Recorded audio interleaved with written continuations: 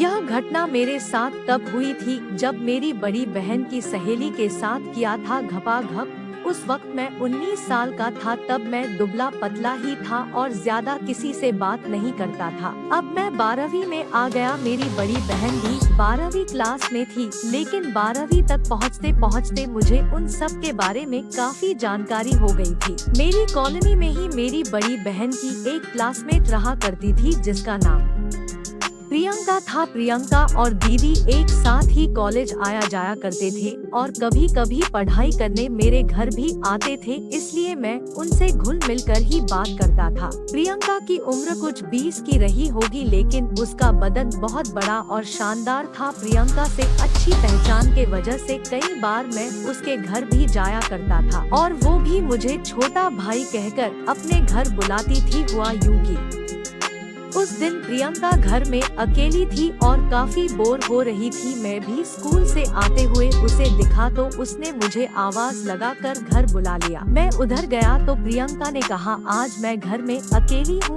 और बोर हो रही हूँ। मैंने पूछा, क्यों अंकल आंटी किधर गए हैं?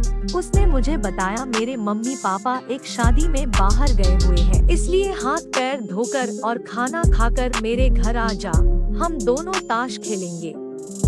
मुझे उसके साथ ताश खेलने में बड़ा मजा आता था। मैं जल्दी से घर गया और खाना खाकर अपनी मम्मी को बताकर प्रियंका के घर चला गया। प्रियंका शायद मेरा ही इंतजार कर रही थी। मैंने देखा कि उसने अपनी ड्रेस बदल ली थी और अब वो एक छोटा फ्रॉक पहनकर मेरे सामने थी। उसकी इस छोटी फ्रॉक से उसके घुटने से नीचे तक हिस्सा पूरा दिख रहा था। मैंने छिपी हुई नजरों से देखा कि उसके पैर में हल्के हल्के से बाल थे और पूरा पैर एकदम गोरा दिख रहा था। हम दोनों पलंग पर ही ताश खेलने बैठ गए। प्रियंका ने वैसे भी फ्रॉक पहन रखा था। उसकी नर्म नर्म गोरी गोरी मांसल जांघें देखकर मेरे मन में लड्डू फूटने लगे। बैठते ही उसने फ्रॉक नीचे करके अपनी जांघों को छुपा लिया। उसके ऐसे करने से मेरे मन ताश से उठकर उसके ऊपर जाने लगा। फिर भी हम लोग ताश खेलने में मन लगाने लगे। ताश खेलते खेलते हम लोग एक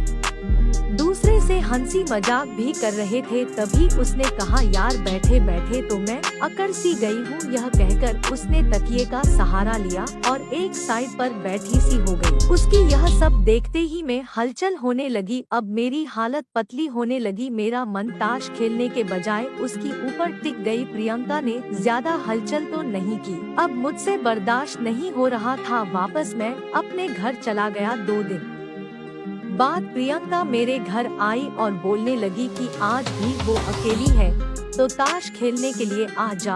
कुछ देर ताश खेलने के बाद वो फिर से पलंग के एक बाजू में तकिया लेकर बैठ गई और बोली कि मेरी तो आज कमर और ज्यादा दर्द कर रही है।